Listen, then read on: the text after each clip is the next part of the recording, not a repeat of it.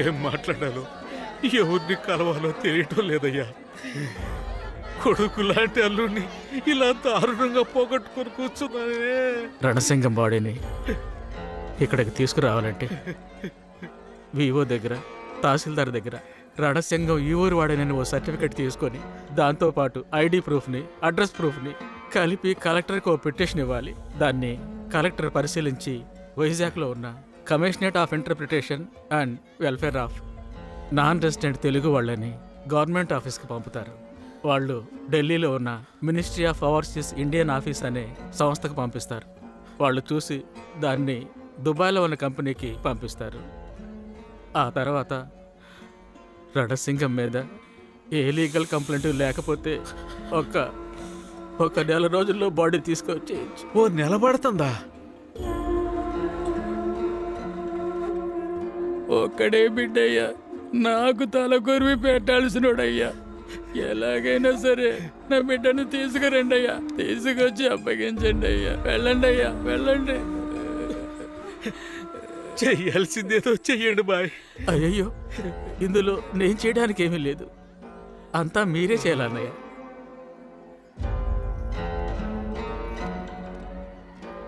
ఇప్పుడు రణసింగం బాడీని తీసుకురావాలంటే కూడా ఫారిన్ నుంచి ఒక స్పాన్సర్ వస్తాడు. తనకి ఫ్లైట్ టికెట్ మనమే వెయ్యాలి. ఇదంతా లెక్కేస్తే ఎంత లేదన్నా కనీసం ఓ 3 లక్షలన్నా అవుతుంది. 3 లక్షలా? అవునండి, బాడీని ఊరికే తీసుకురాలేము.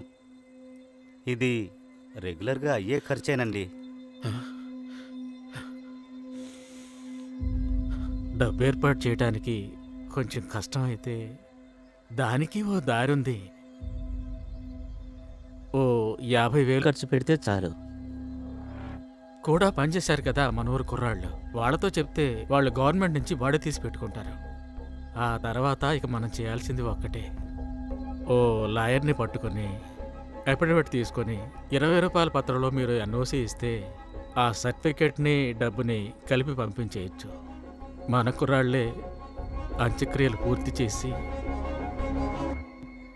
బాడీని పూడ్చి పెట్టేస్తారు లేదా దహనం చేస్తారు. ఇలా చూడు, ఎన్ని లక్షలు ఖర్చైనా నా బాబా శరీరం ఇక్కడికి రావాలి. నా కుల దైవం ఇక్కడికి రావాలి. నా కుల దైవం ఇక్కడికి రావాలి. చెప్పింది అర్థమైందా?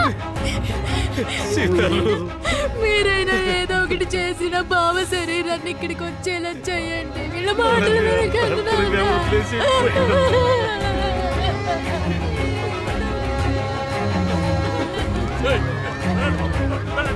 నీకు మంచి భర్త దొరికాడు, నాకు కొడుకు దొరికాడు అనుకున్నారమ్మా. నా దేవుణ్ణి నా కళ్ళారా చూడాలి మావయ్య. ఏదో ఒకటి చేయండి మావయ్య. తీసుకెళ్తా.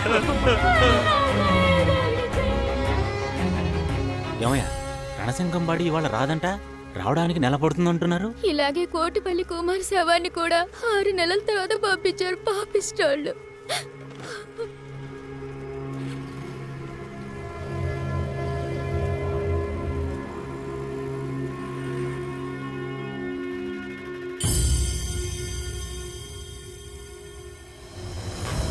ఇదిగో ఇదే హాలు.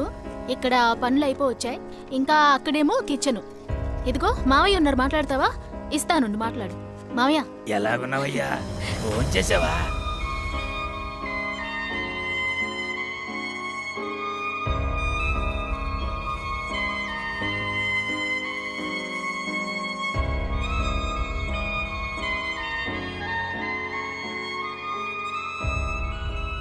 ఈ ఊళ్ళో ఉన్న వాళ్ళందరూ గుర్తుపెట్టుకునే విధంగా నా బావ ప్రతి ఒక్కరికి ఏదో ఒక మంచి చేశాడు. స్వార్థపరుడు కానివాడు మాత్రమే అందరినీ సంతోషపరచగలడు. చెప్పేదేనండి, ఆ పిల్లాన్ని ఇచ్చేయండి. ఇవ్వడం కుదరదు. ఎక్కడికి వచ్చి ఎవరి పిల్లాన్ని అడుగుతున్నావురా? ఇవ్వకపోతే ఏం పీక్తావురా? బావా, చుట్టం అయితే విందుకురా. బిడ్డ విషయంలో జోక్యం చేసుకోకు. నీ పని చూసుకుని పోతా ఉండు. రే, చెప్తే అర్థం కదా, పోరా. నువ్వు రారా.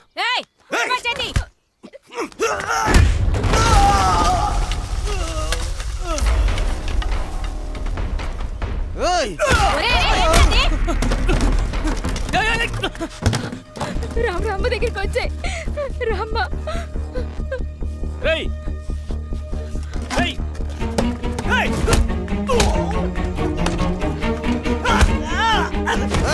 ఒరేయ్, వెళ్ళకురా, కొట్టి చంపేసేలాగున్నా, ఆగరా.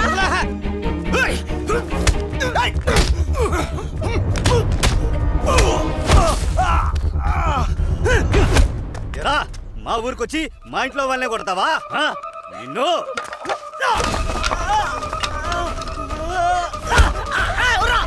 ఒరేయ్, చచ్చిపోతాడ్రా, వదిలేరా. ఒసేయ్, రౌడీని తీసుకొచ్చి మా వాళ్ళని కొట్టిస్తావంటే? నష్టపుతానా? ఒరేయ్, ఆగరా, కొట్టరా. ఒరేయ్, నిన్నేరా? అయ్యయ్యో,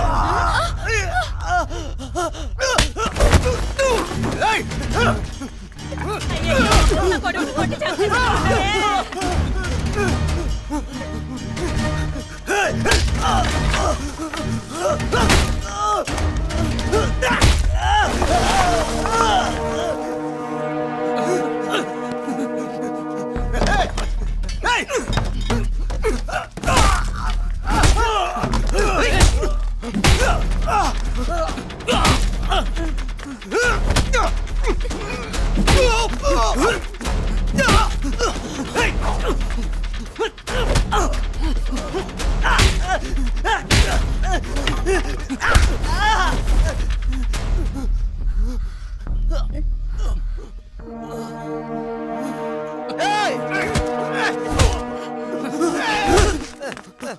బాబా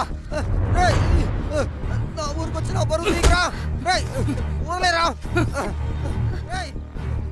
ఏ తక్కురా, నా ఊరికే వచ్చి నా కొడుకునే కొట్టి మా పరువు తీస్తావా? నిన్నేం చేస్తానో చూడు.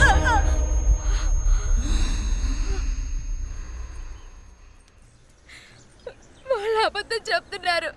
నా మొగుడు పోయి ఏడాది కూడా పూర్తి కాలేదండి. అంతలోనే ఇన్సూరెన్స్ డబ్బు కోసం నన్ను కొట్టి చిత్రహింసలు పెడుతున్నారు. ఆయన నా మొగుడే కాదంటున్నారు. నా బిడ్డని నా నుండి దూరం చేసేశారు.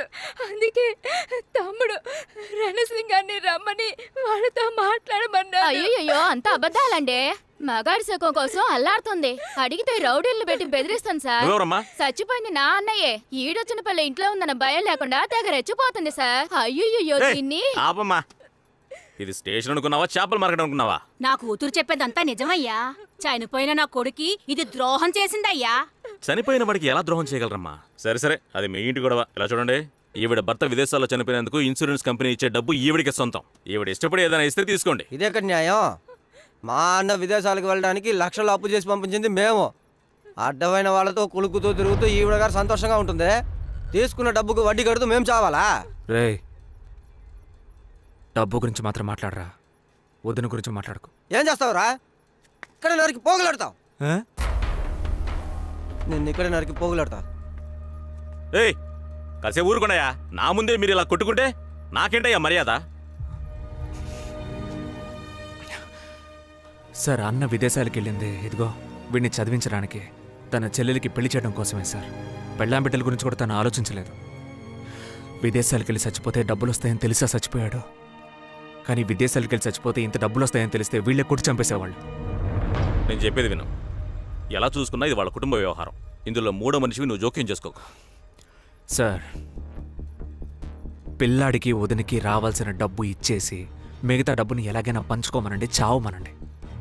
ఇలా వదిని తప్పుగా మాట్లాడడం, పిల్లాడిని అమ్మ నుంచి దూరం చేయడం, ఇలాంటి పనులు చేస్తే మాత్రం నేను చూస్తూ ఊరుకోను సార్.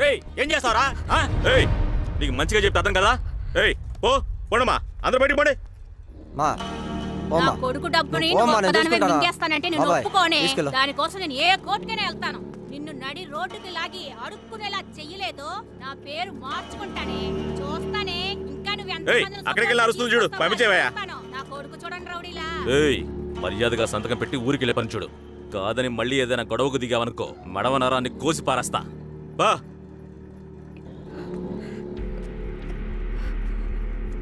ఇలా చూడమ్మా, మీ వాళ్ళకి ఇలా స్టేషన్కి పిలిచి నోటితో మంచిగా చెప్తే అర్థం కాదు. నీకు రాబోయే డబ్బులో వాటా ఇమ్మని ఖచ్చితంగా గొడవ చేస్తారు. నువ్వు కోర్టుకు వెళ్ళడమే నీకు నీ బిడ్డకి మంచిది. అర్థమైందా? ఏంటి రణసింగం, ఊళ్ళో సమస్యలన్నీ మీరే తీర్చేస్తే ఇంక ఇక్కడ మేమెందుకున్నట్టు చెప్పండి. వెళ్ళండి. ఇలాగే రొమ్ము విరుచుకుంటున్నాడు, ఏదో ఒకరోజు విరిచేస్తాను. బా వెళ్ళి రణసింగం వెళ్ళమంటుంటే బిడ్డ, వాడికి పాస్పోర్ట్ వెరిఫికేషన్ అయిపోయిందా? వాడు విదేశాలకు ఏం వెళ్తాడు, ఇక్కడే ఉండి వ్యవసాయం చేసుకుంటానంటున్నాడు. పాస్పోర్ట్కి అప్లై చేసేగా.